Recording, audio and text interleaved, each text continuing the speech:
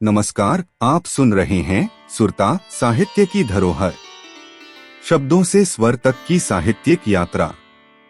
आज की यात्रा में हम सुनते हैं डॉक्टर अर्जुन दुबे का एक आलेख, भाषा, एक समस्या अथवा समाधान, मेरे अनुभव, मेरे दृष्टिकोण।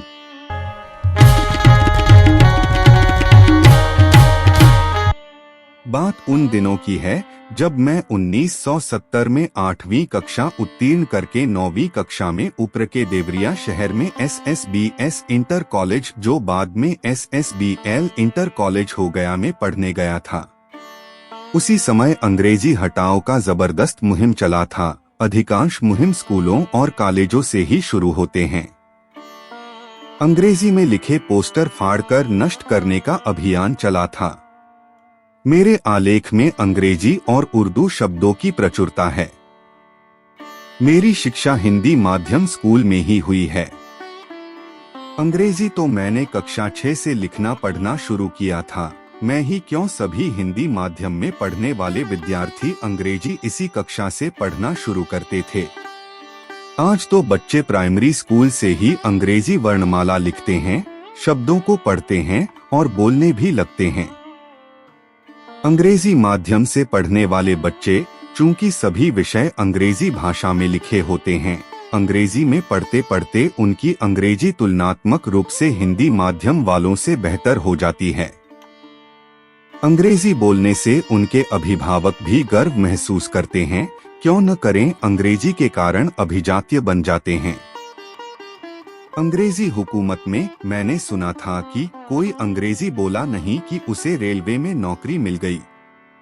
आज भी अंग्रेजी भाषा में पारंगत होने पर बहुराष्ट्रीय कंपनियों में चयनित होने की संभावना बढ़ जाती है, बशर्ते कि विषय ज्ञान ठीक ठाक रहे। मैं अपनी बात कर रहा था। मेरी अंग्रेजी औसत दर्जे की थी, फिर भी पढ़ते समय अंग्रेजी विषय लेकर पढ़ा, क्योंकि अंग्रेजी नहीं पढ़ा तो क्या पढ़ा, विशेषकर आर्ट्स विषयों के अंतर्गत। इसीलिए मैंने स्नातक में भी अंग्रेजी पढ़ना जारी रखा।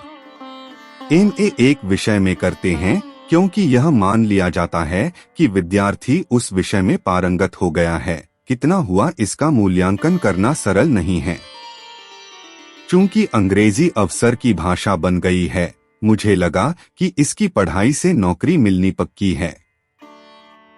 मैंने अंग्रेजी विषय में ही MA किया और तदुपरांत बिना नौकरी किए नियमित शोध छात्र के रूप में PhD कर लिया। तदुपरांत नौकरी करते हुए प्रोफेसर के रूप में सेवानिवृत्त हुआ।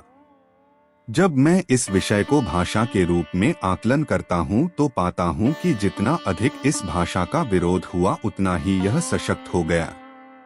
आज शिक्षा क्षेत्र में सरकारी बनाम प्राइवेट संस्थानों में पढ़ने के लिए प्राथमिकता प्राइवेट विद्यालय हैं, किंतु नौकरी के लिए सरकारी वाले भी अपने बच्चों को सरकारी में न पढ़ाकर प्राइवेट में ही पढ़ाते हैं। शासक वर्ग तो और आगे है, वह अपने बच्चों को सीधे यूरोप में अथवा अमेरिका में पढ़ाता है। जब कभी राजनीति के तहत एक भाषा विशेषत हिंदी की पैरवी हुई नहीं कि देश के दक्षिणी भूभाग, पूर्वोत्तर क्षेत्रों में विरोध शुरू। अंग्रेजी के प्रति कटुता नहीं दिखाई देती है, क्योंकि यह ऐसा सेतु बन गया है जिस पर चलकर चाहे पैदल अथवा गाड़ी रेलगाड़ी से एक छोर से दूसरे छोर पर सरलता से चले जाते हैं। ऐसा नहीं है कि आप केवल सेतु पर चलते जाते हैं, जब आप आगे चलकर संवाद प्रारंभ करते हैं तो वह भी अपनों के बीच अपनी माटी की ही बोली बोलते हैं। दक्षिण भाग हो, पूरब में बंगाल, आसाम आदि क्षेत्र हों, औपचारिक अवसरों के इतर माटी की ही बोली सुनने को मिलती है। महाराष्ट्र में भले ही देवनागरी लिपि में लोग लिखते हैं, लेकिन मराठी नहीं बोलने पर समस्या खड़ी हो जाती है। मैं आज से लगभग 25 बरस पहले मद्रास में अन्ना यूनिवर्सिटी में एक अंतर्राष्ट्रीय कॉन्फ्रेंस में भाग लेने गया था। ठहरा था IIT के गेस्ट हाउस में। वहां तो दिक्कत नहीं हुई, क्योंकि अंग्रेजी जो सेतु का काम कर रही थी, किंतु वापस आने में, वह भी मात्र रेलवे स्टेशन तक, यह सेतु भी लग रहा था कि टूट गया है। हिंदी बोलने पर जवाब नहीं, अंग्रेजी सबको आती नहीं थी, काफी मशक्कत के बाद रेलवे स्टेशन पहुंच गया। ट्रेन आने में 4 घंटे बाकी था तो मैंने विश्रामालय में आराम करने के लिए एक महिला कर्मचारी से अंग्रेजी भाषा में पूछा। उसने स्थान तो दे दिया किंतु गुनगुनाने लगी, मुझे तुमसे प्यार कितना हम नहीं जानते। तब मुझे लगा कि संगीत का सेतु तो हिंदी है। फिल्मों ने संगीत के माध्यम से सर्वत्र सेतु बनाया है, लेकिन विगत कुछ दशकों से विचित्र संगीत का चलन हो गया है। आधा से अधिक अंग्रेजी शब्द और फिर अन्य साक्षात्कार तो अंग्रेजी में ही देते हैं अधिकतर फिल्मी कलाकार। पता नहीं वे सारगर्भित हिंदी समझ पाते हैं अथवा नहीं।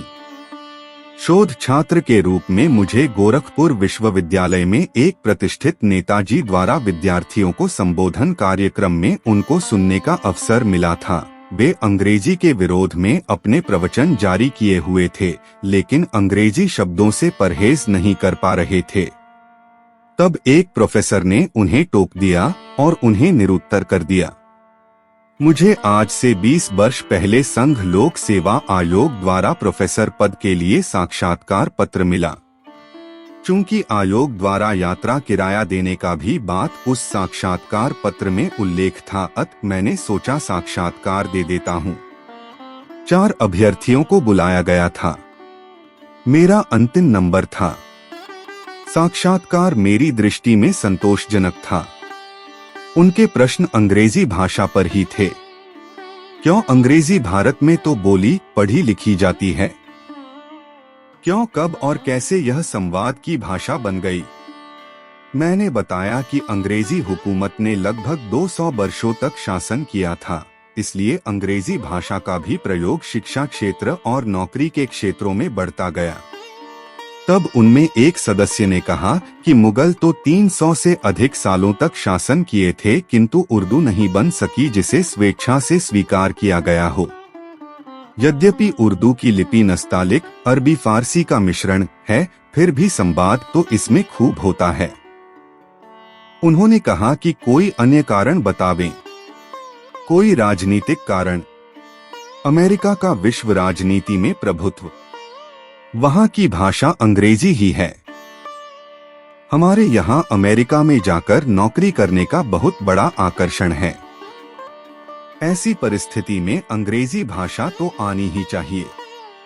जहां तक टेक्नोलॉजी की बात है, अनेक देशों की बहुत उन्नत टेक्नोलॉजी है, फिर भी वह आकर्षण कहाँ जो अमेरिका जाने में है, भले ही डंकी रूट से जाना पड़े।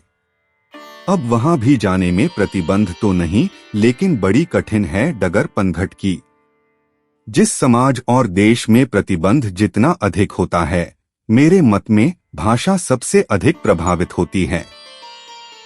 संवाद की भाषा को लिंग्वा फ्रैंका, संपर्क की भाषा के रूप में सशक्त होना ही चाहिए, तभी वैश्विक पटल पर इसको सरलता से अंगीकार किया जा सकता है।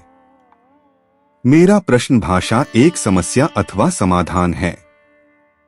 चाहे आप बोली बोलते हैं अथवा बोली को लिखते हैं, भाषा के बिना न तो समाज में मूल्य स्थापित कर सकते हैं और न ही सौंदर्य बोध। भाषा जितनी ही अधिक सर्वग्राह्य होगी, उतनी ही अधिक पुष्पित, पल्लवित और फलित होगी।